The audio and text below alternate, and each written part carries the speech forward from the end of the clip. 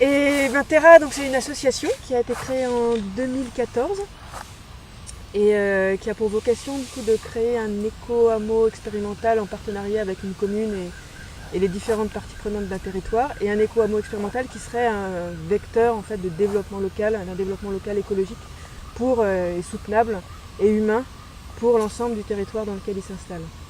Donc concrètement, qu'est-ce que ça veut dire? Ça veut dire que cet éco-hameau, on lui fixerait les objectifs de relocaliser 85% de la production vitale à ses habitants.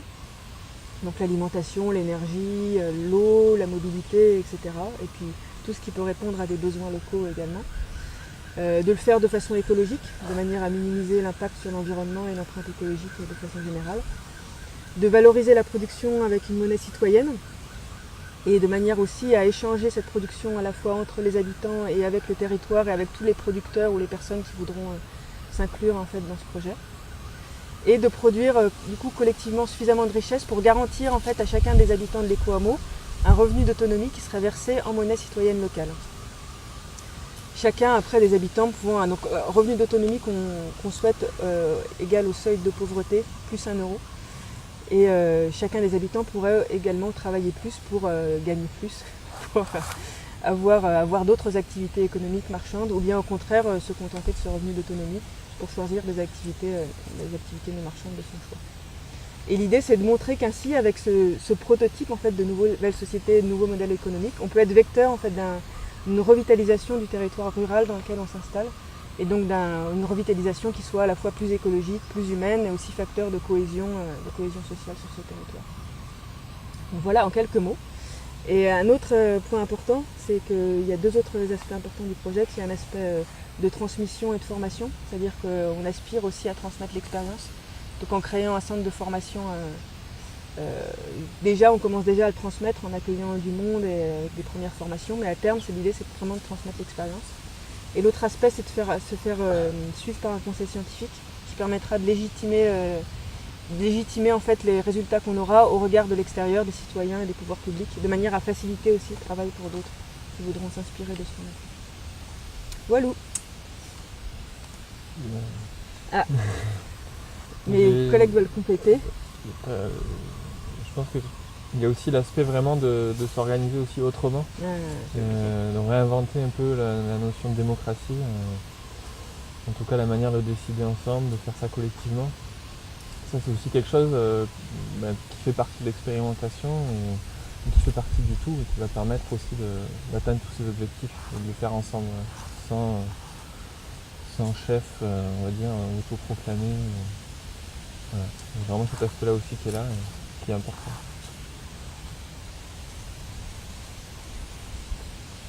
Alors j'avais une petite question complémentaire qui va venir compléter un petit peu ça.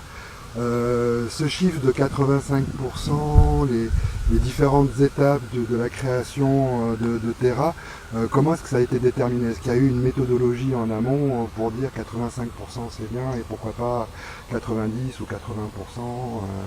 Quelle a été, je veux dire, un petit peu la méthode employée pour mettre en place le plan d'action, pour mettre en place cet éco-village. Et en fait, voilà, et aussi, est-ce qu'il y a eu un chiffrage préalable quand vous avez décidé de dire, voilà, 85% d'autonomie au niveau énergétique, au niveau nourriture, etc. Est-ce que vous avez calculé combien de personnes ça concerne, quel volume ça représentait? Est-ce qu'il y a eu un chiffrage préalable ou bien comment vous êtes arrivé à ces chiffres-là? Peut-être dire que le projet il est né en fait d'une prise de conscience en fait qui s'est formée sur plusieurs années, mais qui a été vraiment à sa maturité en 2013, date à laquelle je suis parti faire un tour de France en vélo pour essayer de voir un petit peu quelles étaient toutes ces initiatives citoyennes qui se sont créées, et en même temps leur donner en quelque sorte en échange une information sur l'initiative citoyenne qu'on organisait pour valoriser le revenu de base inconditionnel au niveau européen. Et suite à ce Tour de France, en fait, il y a pas mal d'initiatives qui m'ont marqué, et en particulier ces initiatives avaient réussi dans pas mal de domaines, l'énergie, l'eau, l'agriculture, les monnaies citoyennes, les fonds éthiques, la mobilité en partage, bref, toutes ces initiatives, elles fonctionnaient, mais par contre elles étaient isolées et elles ne se reliaient pas les unes aux autres. Et quand je suis revenu de ce périple, je me suis dit mais qu'est-ce qu'on pourrait faire pour contribuer aujourd'hui à faire que ces initiatives citoyennes elles se fassent connaître et surtout qu'elles grandissent au-delà de leur propre structure.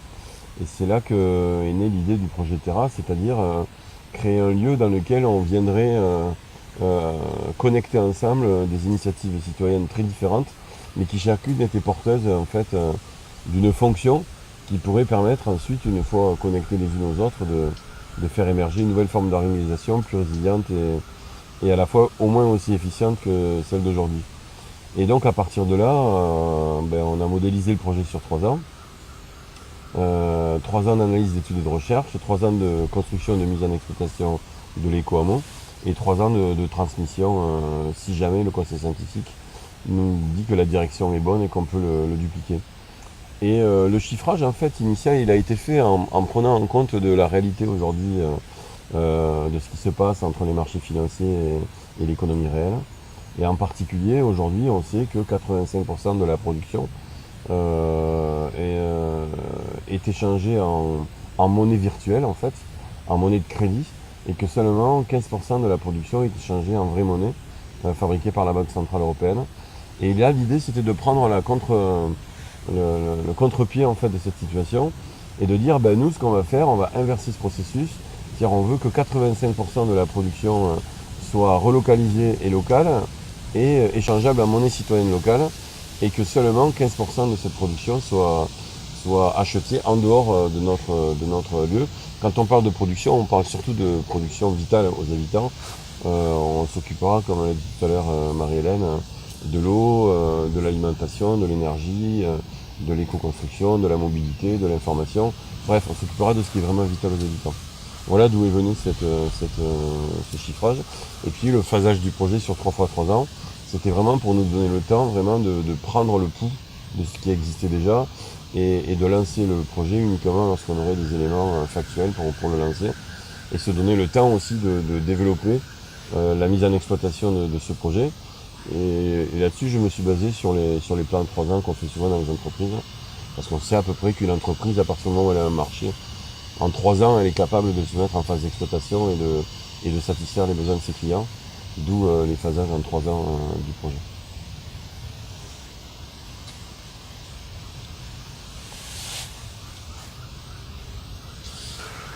Donc, merci pour ces précisions. J'avais juste une petite question complémentaire par rapport à ça. Donc, Terra aujourd'hui, c'est combien de personnes en fixe?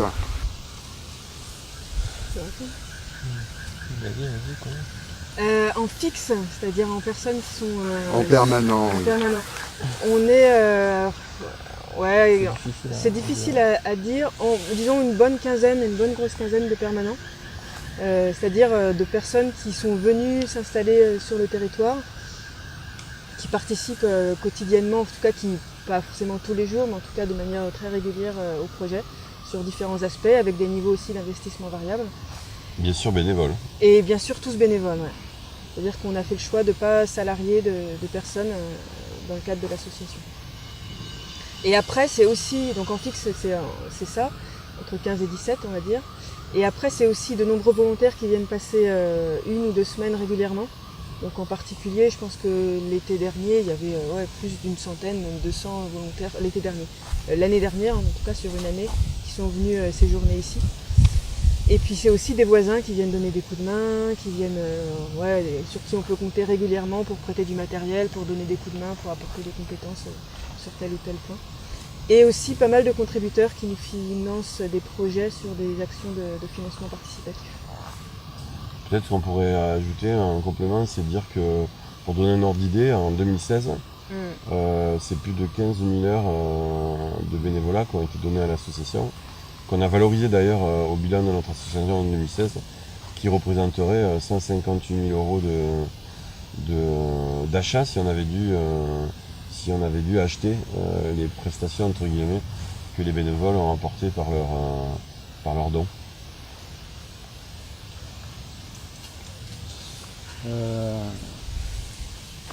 Question un petit peu à contre-pied, donc là je vais partir dans une autre direction.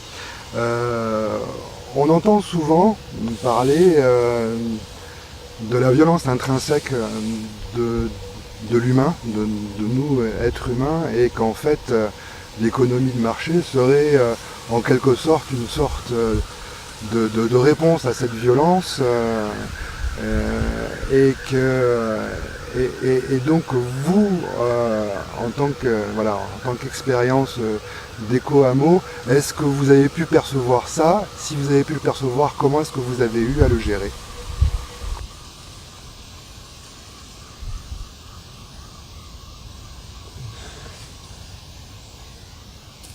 Il y a deux aspects. Enfin, moi, je dirais il y a deux aspects.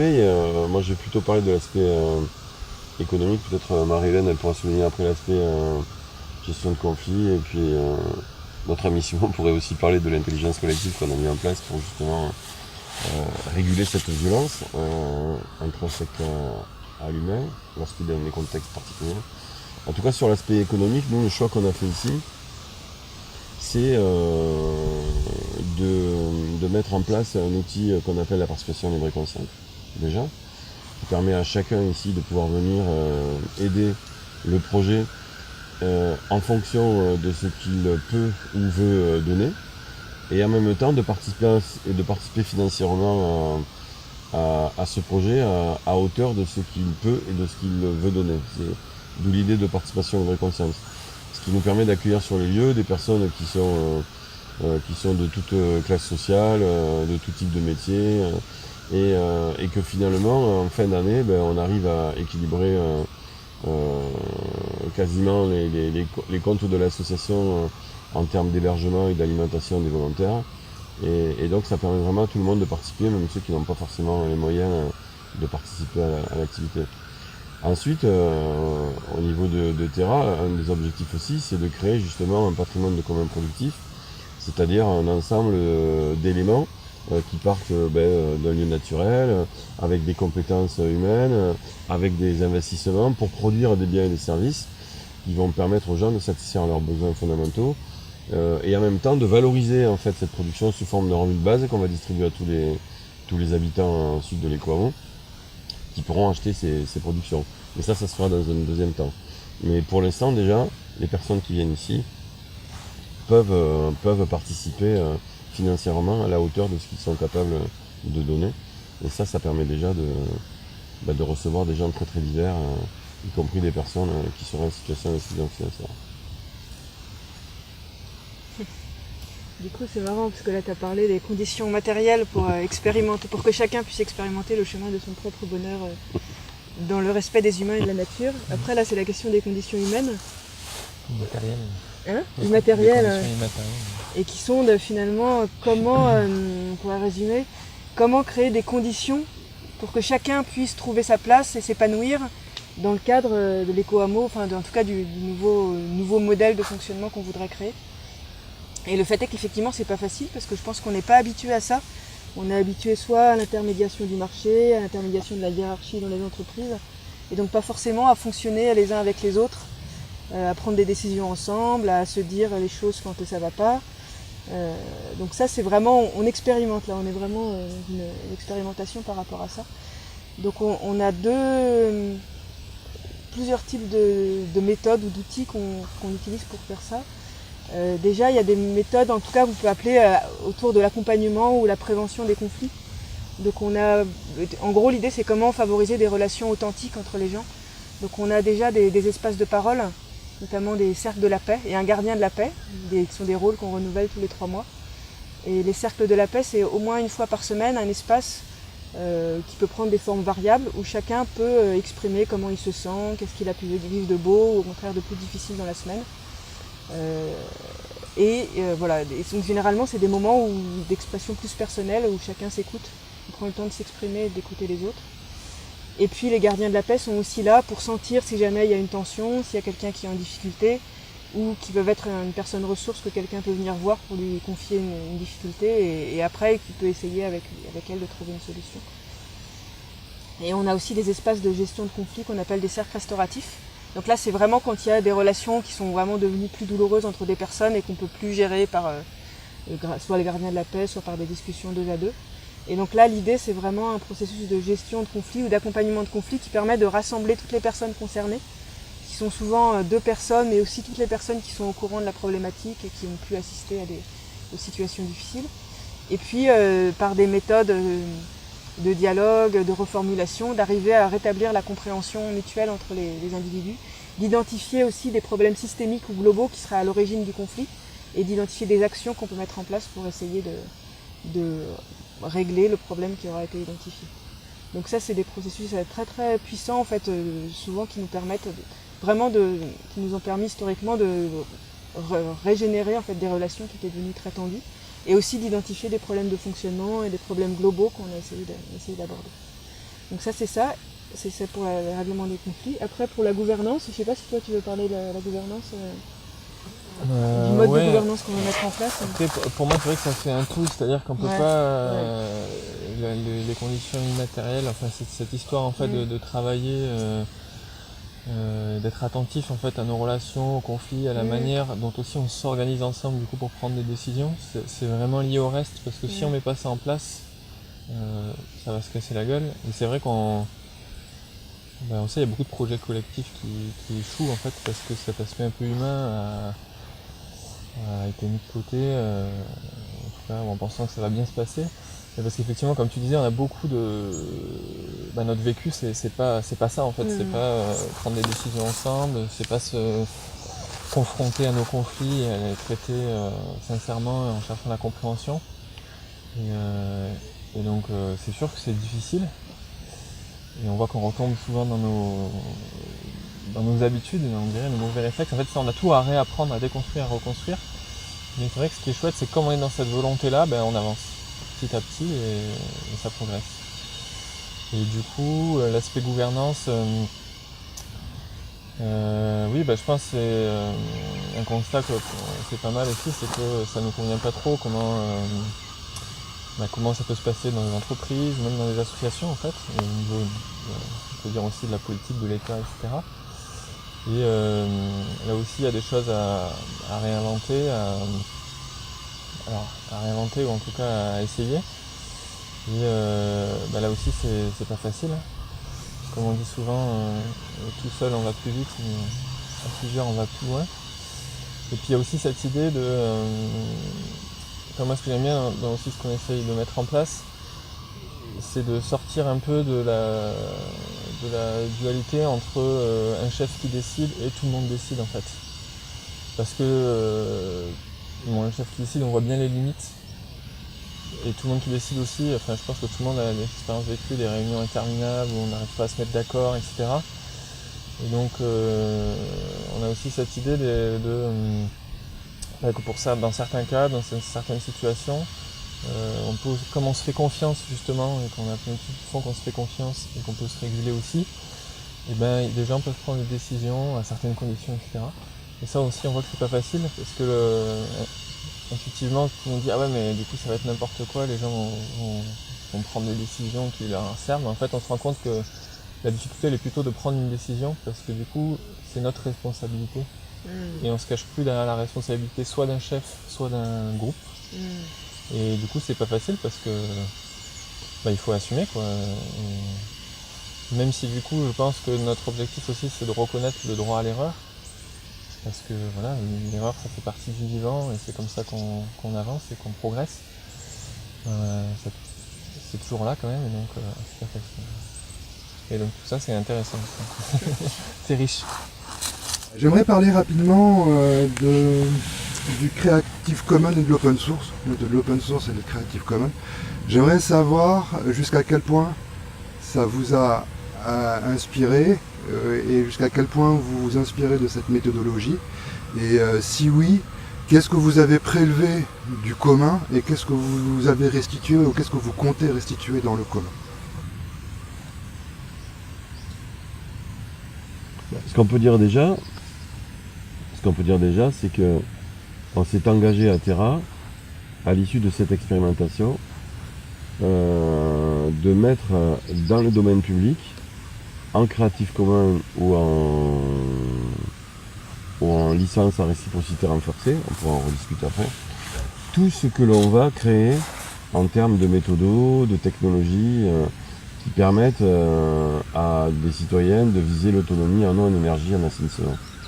Donc ça veut dire que la maison qu'on va créer, on a déjà fait 2 prototypes, les maisons qu'on va créer, les outils qu'on va utiliser et qu'on va développer, qu'on va construire nous-mêmes, tous ils seront sous licence libre ou en Creative Commons, de telle façon à ce que les personnes puissent procurer tout ce dont elles ont besoin pour elles-mêmes viser l'autonomie en eau, en énergie et en assainissement.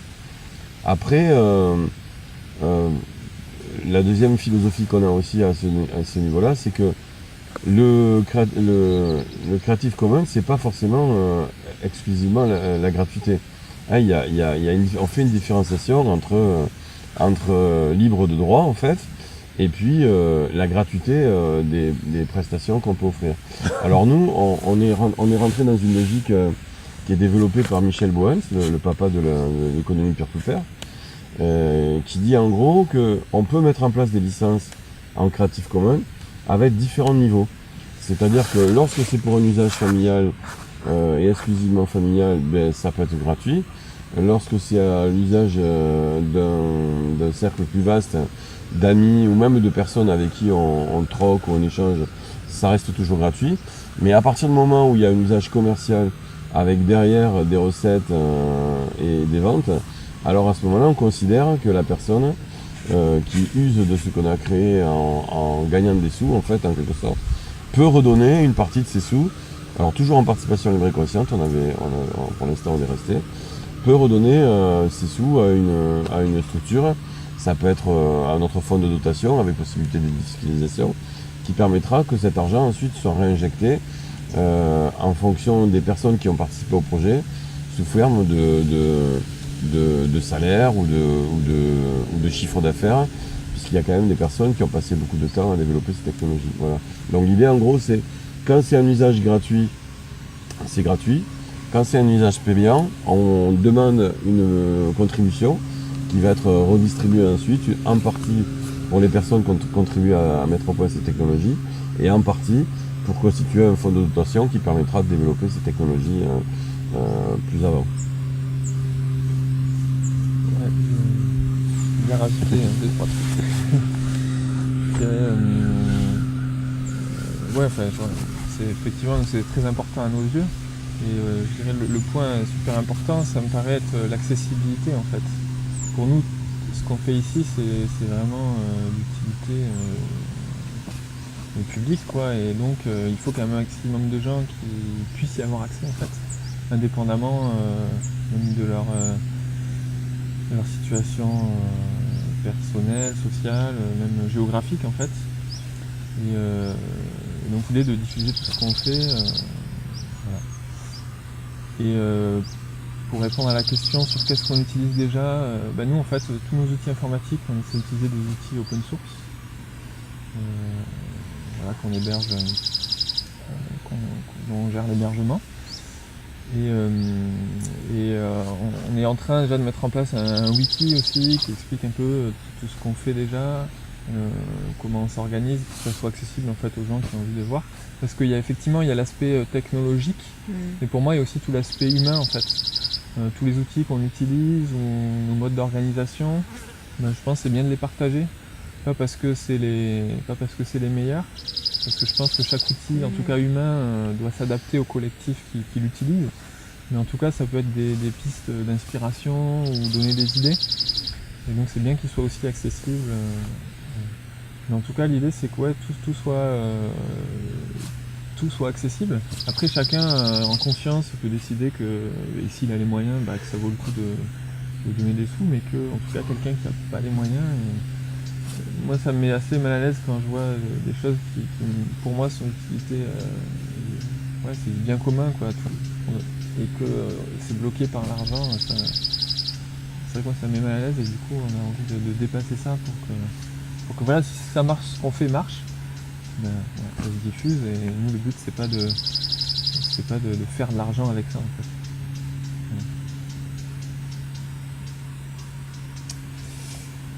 Bon, alors,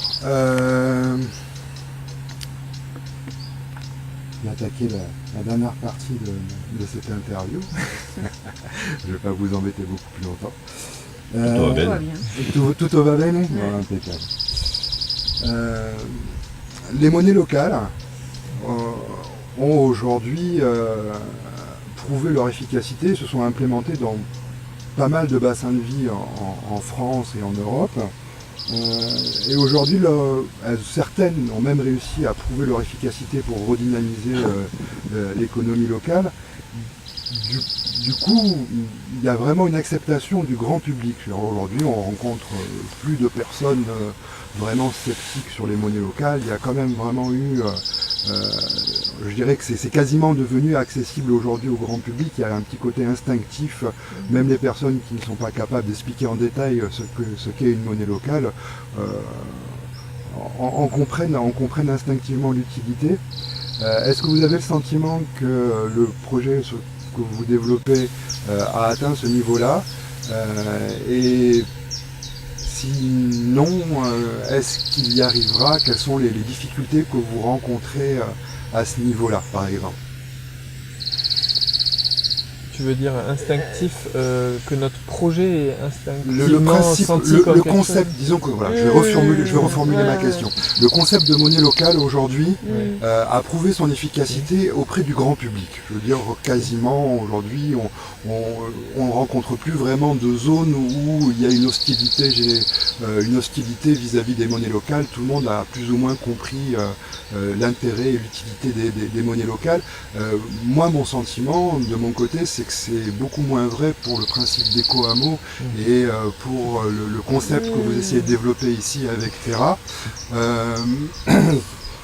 Est-ce que vous pensez que ce concept va pouvoir toucher le grand public de la même manière, j'ai envie de dire?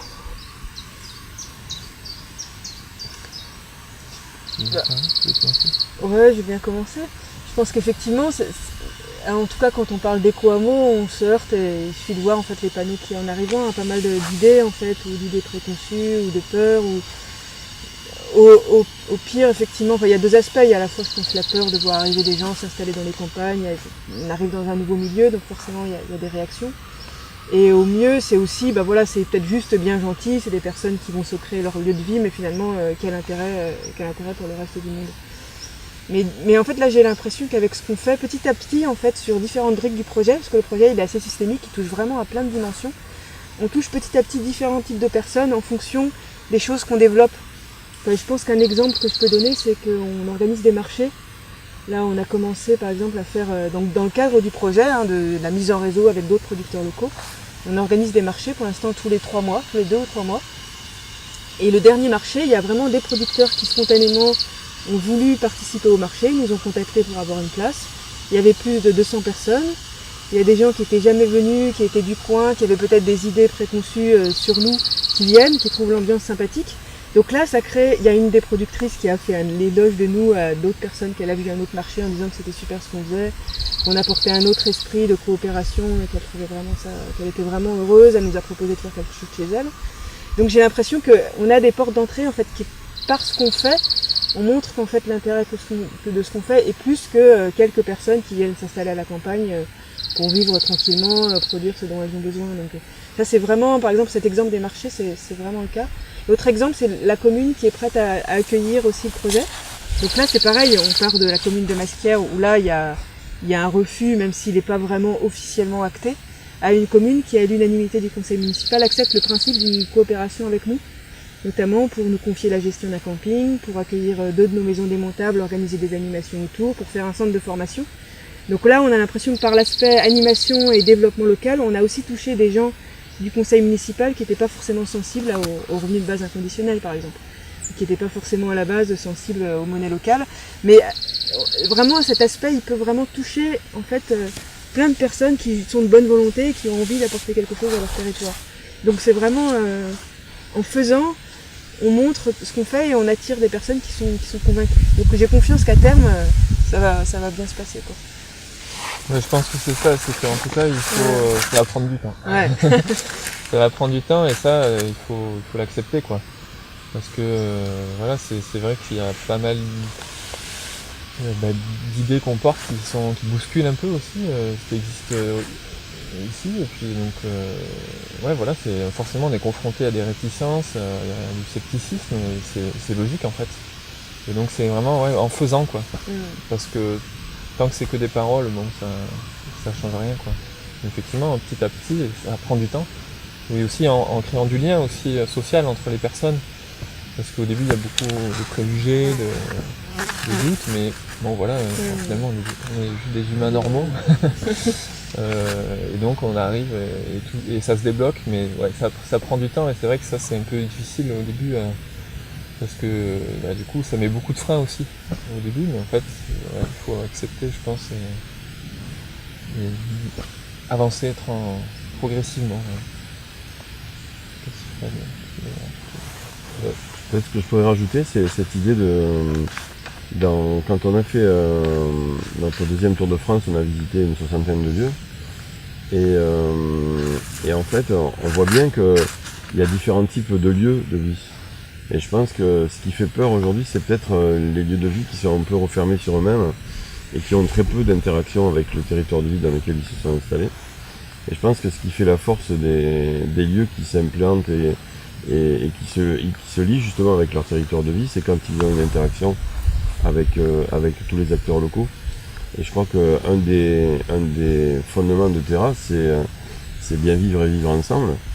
Et depuis tout le temps, depuis le premier jour qu'on a posé les pieds ici, on a toujours dit qu'on voulait co-construire ce projet avec toutes les parties prenantes du territoire et de le faire vraiment en accord avec la population, et la mairie, la communauté de communes, le département, la région, l'État et l'Europe, et que vraiment toutes les parties prenantes du projet puissent vraiment copiloter ce projet. Et je crois que ça joue énormément dans la vision qu'ont les personnes, et même si pour l'instant autour de notre siège social on a 2 voisins essentiellement, peut-être 3, et il y a 3 voisins qui sont vraiment contre. La plupart des autres ont changé leur point de vue très rapidement quand ils ont vu ce qu'on était en train de faire ici. On parlait tout à l'heure du marché qu'on a organisé à Masquières. Il y a un an, quand on a démarré, il y avait plus de producteurs que de clients. Et aujourd'hui, un an plus tard, il y a plus de 200 personnes qui viennent au marché. Et les gens ont réussi à vraiment s'approprier en fait ce marché bio, quoi. Et d'ailleurs, ça va nous permettre de créer un réseau de producteurs avec une épicerie bio et locale. Donc on voit bien que, encore une fois, le projet, il va au fur et à mesure qu'il va offrir des valeurs d'usage à la population du territoire de vie, au-delà de l'éco-hameau, eh bien le territoire de vie va à un moment donné dire mais c'est super ce qu'ils font. Et ils vont oublier le fait qu'effectivement on est peut-être un peu original, mais en tout cas on rend service à la population, quoi. Et ça se voit. Et ça c'est incontestable, parce que vraiment ce qui a fait la différence, je crois, entre il y a 2 ans et aujourd'hui, c'est que les gens commencent à voir ce qu'on fait, quoi. Et donc du coup ils se disent mais quand même c'est quand même bien ce qu'ils font, quoi. Ben, un exemple tiens tout bête, hein, pour vous dire comment ça se développe. Je suis allé chez le coiffeur il y a pas longtemps à Tournon. Donc en me coupant les cheveux, la coiffeuse elle dit ah mais je vous reconnais, vous êtes de terrain, tout ça. Oh, vous avez fait un marché bio il y a pas longtemps, c'était super. Il y a plein de personnes qui me l'ont dit, vous voyez comment ça se circule. Alors qu'il y a 1 an ou 2, bah peut-être la discussion ça aurait été, vous avez vu qui c'est qui s'installe à Masquières, là, ils font des trucs bizarres et tout. Voilà, ils ont des maisons rondes, voilà. Donc on voit bien que, en fait, encore une fois, l'opinion change en fonction des choses qui se passent, quoi, et qu'on voit. Un peu de temps. Par contre, ça prend un peu de temps, voilà. Mais c'est normal. Et pour certains, ça ne prendra jamais. Mais ils sont minoritaires. Alors, je vais conclure.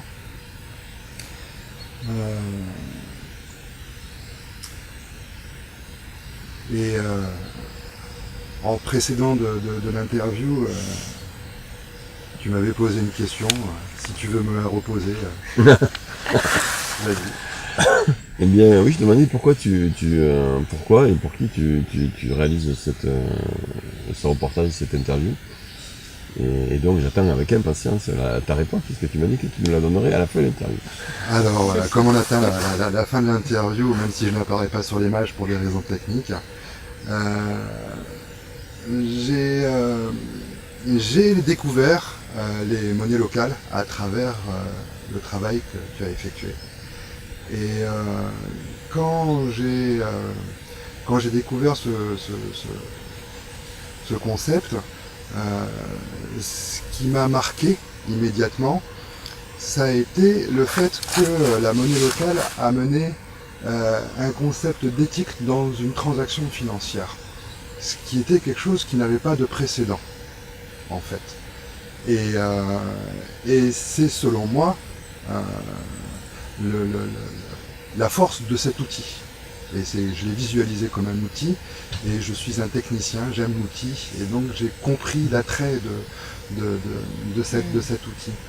Et moi, ce que je comprends à travers de ce que j'ai vu de l'évolution de Terra, c'est que vous essayez de développer une production de biens et de services respectueux de la nature. Donc, en fait, le but de cette interview, je le fais pour le commun, donc pour toutes les personnes qui s'intéressent au sujet, de la même manière que quelqu'un avait filmé cette conférence qui m'a amené une réponse voilà, qui m'a permis de beaucoup évoluer personnellement. Et donc ça, c'est la raison pour laquelle je le fais. Donc je le fais pour moi et pour l'ensemble des gens qui auront l'envie de regarder ce reportage et cette interview. Et ce qui m'amène donc à ma dernière question. Comment chiffrer aujourd'hui, comme la monnaie locale a réussi à amener, finalement on peut chiffrer les transactions en monnaie locale et donc finalement dire, ben voilà, on peut avoir un certain nombre, une quantité de transactions financières respectueuses du bien de la nature dans des règles démocratiques gérées par un ensemble de personnes et d'acteurs de la vie commune. Comment est-ce qu'on peut chiffrer aujourd'hui de manière plus précise, dans le cadre d'un projet comme Terra, la valeur d'une production de biens et services respectueuses de l'humain et de la nature? Quels outils on pourrait utiliser, surtout face à une mondialisation de plus en plus débridée et de moins en moins réglementée? Ben, là c'est vraiment le cœur du projet Terra. C'est que Terra, s'il y avait une cause première du projet, c'était justement de mesurer l'utilité commune, mais pas la mesurer de façon ostentatoire, c'est-à-dire il ne s'agit pas de mettre des compteurs sur tout ce qu'on va produire d'utile à la société, mais par contre l'idée c'est de mettre des entre guillemets compteurs sur des choses que la société ne mesure pas et qui pourtant contribuent à la valeur commune qu'on appelle produit intérieur brut aujourd'hui, alors qu'en fait aujourd'hui on ne mesure exclusivement que les valeurs qui sont vendues sur un marché en monnaie en fait. Or aujourd'hui on sait que de nombreuses valeurs sont apportées aux citoyens mais qui ne sont pas mesurées sur le marché. Inversement, on ne décompte pas de la production de richesse en monnaie toute la destruction qu'on a fait sur le bien commun, que ce soit sur la nature, voire même sur les êtres humains, sur les ressources. Et donc l'idée avec Terra, c'est de créer une sorte de laboratoire à ciel ouvert, dans lequel effectivement, avec des citoyens, avec des acteurs locaux, avec des scientifiques, on va commencer dans un endroit, en fait, à mesurer réellement quelle est cette production de valeur, quelle est la destruction de cette valeur, et de vraiment de mettre en circulation un outil d'échange qui sera une monnaie locale, qui permettra effectivement de mettre le doigt sur cette valeur commune que les habitants de cet éco-hameau ont créé et ont contribué à créer, et en même temps de donner à chaque habitant les moyens de pouvoir ensuite acheter les biens et services dont ils ont besoin pour vivre, et surtout d'être en capacité à un moment donné de choisir leur activité, non pas parce qu'elle va leur apporter de l'argent, mais parce que c'est une activité qui va les réaliser. Et c'est là qu'à mon avis, on va ouvrir un nouveau secteur. Certains maintenant économistes appellent ça le serveur quaternaire, c'est-à-dire un secteur de la gratuité en fait, qui lui va s'agrandir de façon, mais vraiment comme jamais on l'a vu dans les 200 ou 300 dernières années, puisqu'en fait à partir du moment où les personnes seront libérées de l'obligation d'aller à un travail pour avoir un revenu, ils vont pouvoir ensuite avoir des activités non marchandes, et je pense que c'est ces activités non marchandes, qui vont vraiment prendre une proportion très importante et qui vont finalement presque diluer les activités marchandes. Enfin, je pense que grâce à l'instauration d'une base inconditionnelle versée à monnaie citoyenne locale, on a la possibilité de donner aux gens justement de ne plus avoir à mesurer. C'est-à-dire, en fait, on veut mesurer pour qu'ensuite on puisse ne plus mesurer. Voilà. Et c'est parce que justement aujourd'hui on mesure mal que justement les personnes sont obligées malheureusement de vivre dans des conditions indignes, parce qu'une grosse partie de la richesse qui est produite aujourd'hui est captée par les marchés financiers, alors que normalement elle devrait apporter beaucoup plus de bonheur et de liberté aux gens. Donc le projet Terra, son objectif c'est vraiment d'essayer de remettre des mesures de telle façon à ce qu'à un moment donné on puisse ne plus mesurer. C'est un peu l'idée.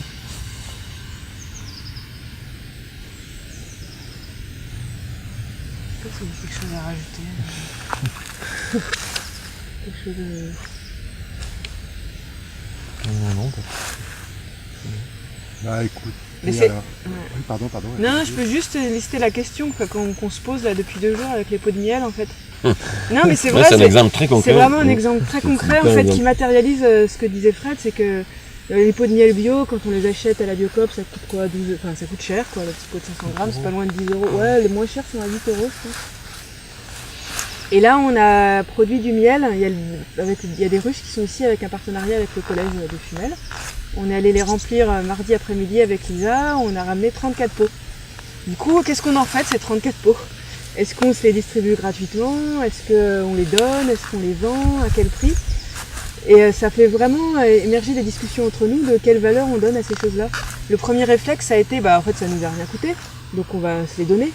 Mais après, il y a des voix qui s'élèvent qui disent, déjà, ça nous a coûté des frais, de l'essence pour aller chercher, du temps de travail, acheter des tréteaux.